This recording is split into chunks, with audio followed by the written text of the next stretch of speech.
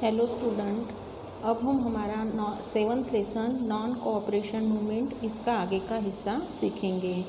इसके पहले के पीरियड में हमने इस मूवमेंट के बारे में सीखा है, जैसे कि उसका फर्स्ट पॉइंट था role of Gandhi ji in South Africa. Second point हमने देखा Gandhi ji arrives in India. उसके बाद में गांधी जी की सत्याग्रह की फ़िलॉसॉफ़ी हमने देखी। फिर उन्होंने चंपारण्य में जो सत्याग्रह किया वो देखा। खेड़ा सत्याग्रह के बारे में हमने पढ़ा। फिर लास्ट हमारा पॉइंट था लास्ट पीरियड में workers movement at Ahmedabad. Ahmedabad में वर्कर्स की किस तरीके से मूवमेंट गांधी जी ने शुरू की थी। नेक्स्ट पॉइंट है satyagraha against Rowlatt act. In the first world war the Indians had help the British. The Indians felt that after the world war is over there will be a system of governance for taking decisions for well-being of the Indians. In the first world war, the Indians had helped the British. First world war जब हुआ था तो India ने ब्रिटिशों को उस first world वार में help किया। The Indians felt that after the world war is over. फिर तब उस फर्स्ट वर्ल्ड वार के टाइम पे इंडियंस को लगा कि जब फर्स्ट वर्ल्ड वार ख़त्म हो जाएगा there will be a system of governance for taking decisions for well-being of the Indians। तो उन्हें ऐसे लगा कि फर्स्ट वर्ल्ड वार ख़त्म होने के बाद में ये जो ब्रिटिश गवर्नमेंट है वो ब्रिटिश गवर्नमेंट इंडियंस का जिससे अच्छा हो सकता है ऐसे कुछ गवर्नेंस के डिसीजंस लेंगे। There was growing unrest among the Indians regarding the increasing prices, taxes etcetera. लेकिन ऐसा नहीं हुआ और इसकी वजह से इंडियंस में अनरेस्ट असंतोष बढ़ता गया ब्रिटिशों के खिलाफ।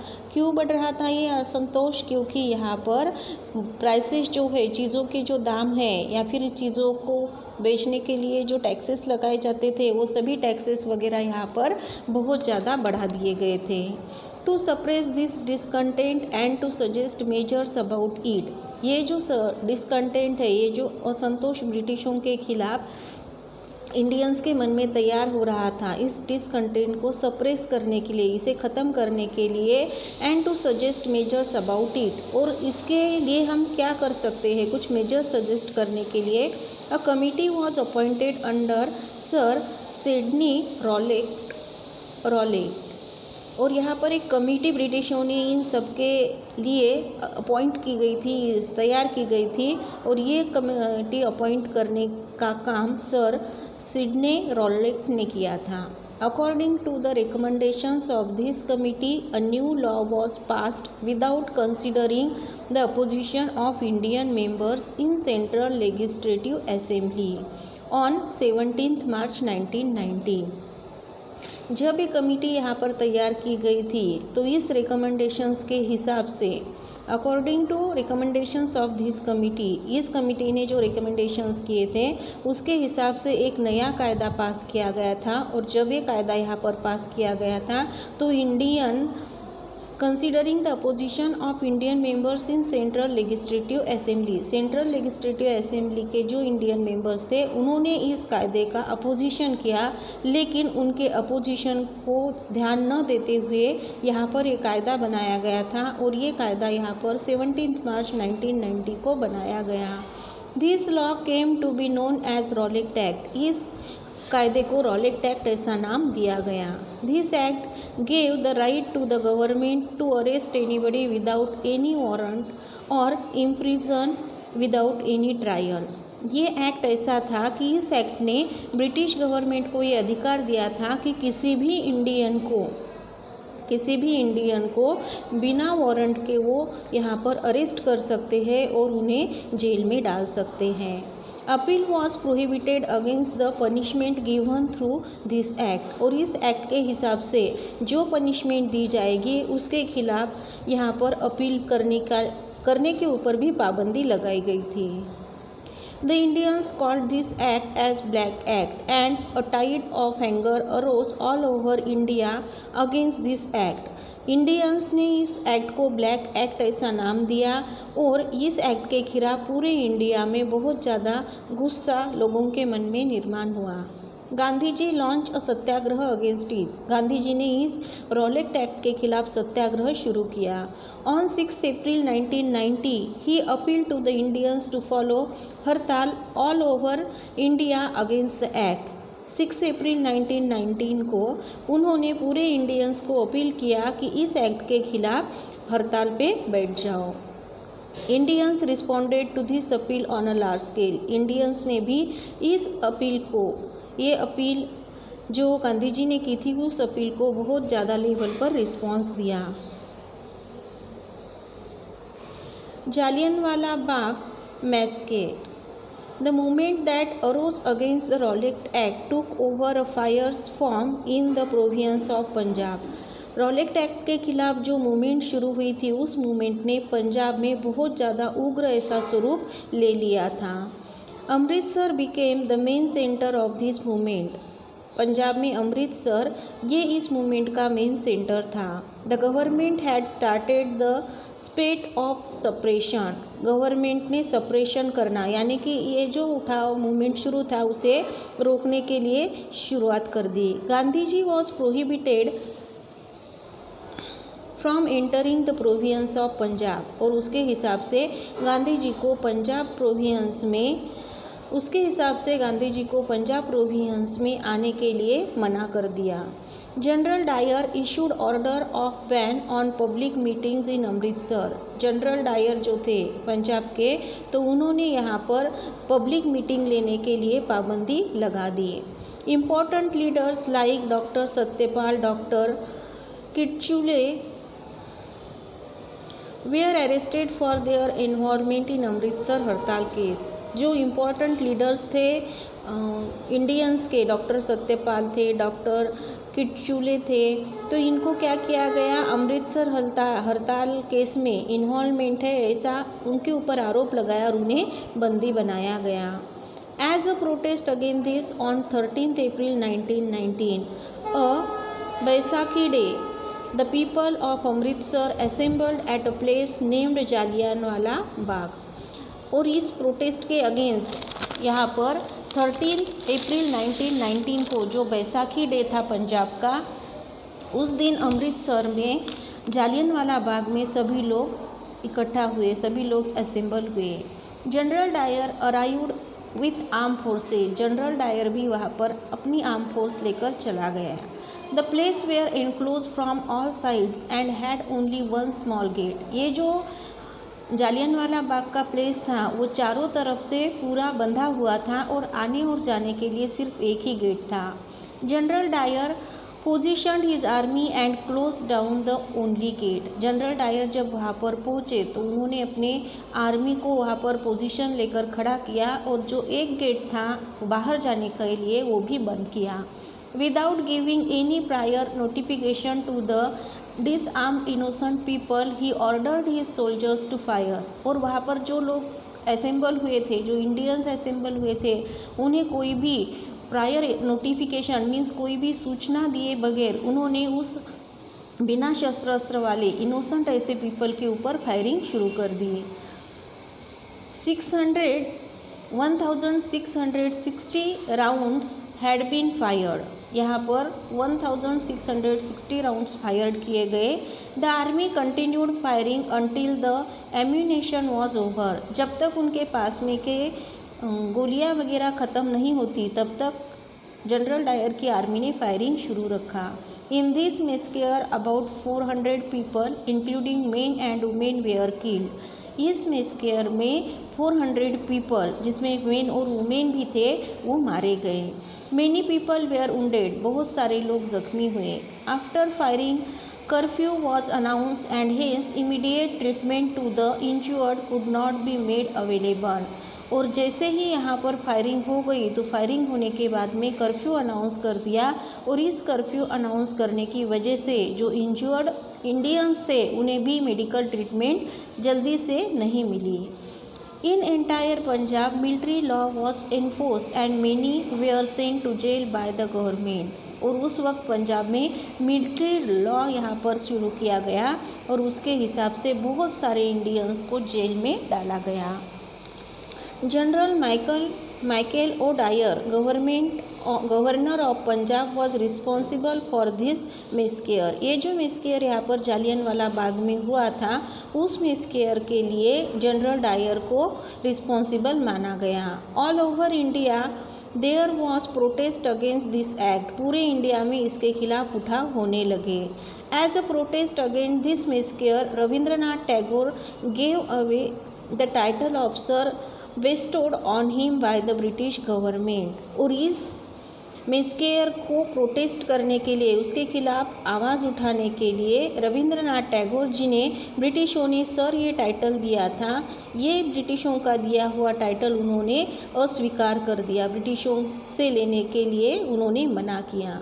Letter Indians demanded for inquiry of this massacre. उसके बाद में इंडियंस ने ये जो मिसकेयर किया गया था उसके बारे में इंक्वायरी करने की डिमांड की। Hints the British government appointed the Hunter commission. और इसीलिए इस जालियनवाला बाग के जो हत्याकांड हुआ था उसकी इंक्वायरी करने के लिए हंटर कमीशन ब्रिटिश गवर्नमेंट ने अपॉइंट किया।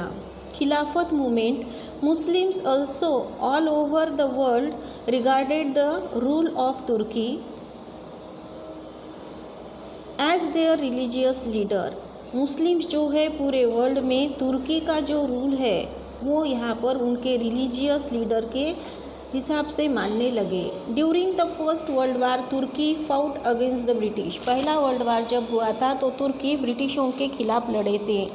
To get the support of the Indian Muslims in the war, the British had assured that after the end of the war, Khilafat empire will not be harmed.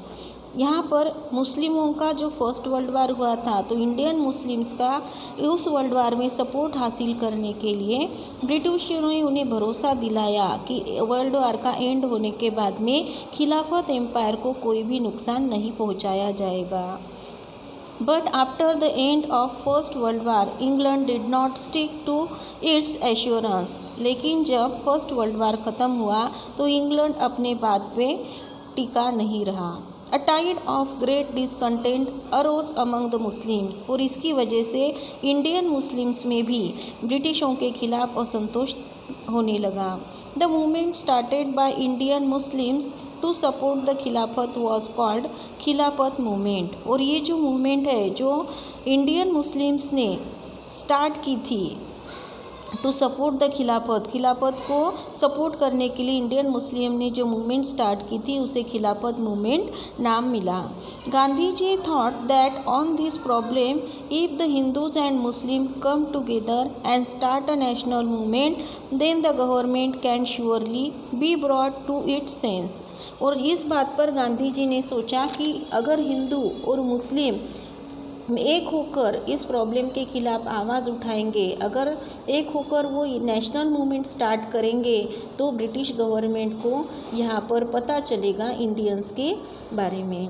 Therefore Gandhi ji supported the Khilafat movement. और इसीलिए गांधी जी ने भी खिलाफत movement को support किया। The Khilafat committee accepted Gandhi ji's proposal of following non cooperation to the government. Khilafat committee जो है उन्होंने भी गांधी जी का प्रपोजल यानी कि नॉन कोऑपरेशन को फॉलो किया। Hindu Muslim unity was seen specially during this period. और इस पीरियड में इस खिलाफत मूवमेंट के थ्रू हिंदू मुस्लिम यूनिटी दिखाई दी। Non cooperation movement. The concept behind the non cooperation movement was that non cooperation movement जो था उसके पीछे एक कंसेप्ट थी that the British government in India is dependent only on the cooperation of the Indians. यानी यहाँ पर बताया गया है कि ब्रिटिश गवर्नमेंट जो है वो सिर्फ इंडियंस के नॉन कोऑपरेशन की वजह से यहाँ पर टिका हुआ है। If the Indians adopted complete non cooperation then the British government will completely collapse. अगर इंडियंस ने यहाँ पर नॉन कोऑपरेशन मूवमेंट स्टार्ट कर दिया, अडॉप्ट कर लिया तो ब्रिटिश गवर्नमेंट पूरी तरीके से कोलैप्स हो जाएगी। With this intention, he evoked the people of India to take part in this movement. और इसी इंटेंशन के साथ में उन्होंने इंडियन लोगों को इस मूवमेंट में हिस्सा लेने के लिए तैयार किया। In 1920, the Indian National Congress session was held at Nagpur. और इसके लिए 1920 में इंडियन नेशनल कांग्रेस का एक सेशन नागपुर में लिया गया। The resolution of non-cooperation movement put forth by Chittaranjan Das was accepted। एक रिसोल्यूशन नॉन कोऑपरेशन मूवमेंट का रिसोल्यूशन यहाँ पर चित्तरंजन जो सामने लाया गया था उसे चित्तरंजन दास ने जो लाया था उसे एक्सेप्ट किया गया। All reins of the movement were given in the hands of Mahatma Gandhi. इस मूवमेंट के जितने भी सूत्र थे नॉन कोऑपरेशन मूवमेंट के वो पूरे महात्मा गांधी जी के हाथ में दिए गए। According to this resolution, a program was framed to boycott government offices. इस रिसोल्यूशन के हिसाब से यहाँ पर government offices, courts, foreign goods, government schools और कॉलेजेस को बॉयकॉट करने के लिए एक प्रोग्राम बनाया गया। Progress of non cooperation movement. On the background of non cooperation movement, many eminent lawyers like Motilal Nehru, Chittaranjan Das etcetera boycotted the court by giving up their practice. अब इस नॉन कोऑपरेशन मूवमेंट को on the background of non cooperation movement के background के हिसाब से many eminent lawyers, बहुत सारे famous ऐसे रिनाउंड ऐसे लॉयर जैसे कि मोतीलाल नेहरू है, चित्तरंजन दास है, उन्होंने अपनी जो प्रैक्टिस है उसे छोड़ दिया। During this period the boycott of schools and colleges, the scheme of national education was run. और इसी पीरियड में जब यहाँ पर स्कूल्स और कॉलेजेस के ऊपर बहिष्कार किया जा रहा था उसी पीरियड में नेशनल एजुकेशन की स्कीम शुरू हुई। Many national schools, colleges and universities were establish. बहुत सारे नेशनल स्कूल्स, कॉलेजेस और यूनिवर्सिटीज़ एस्टेब्लिश की गए थे।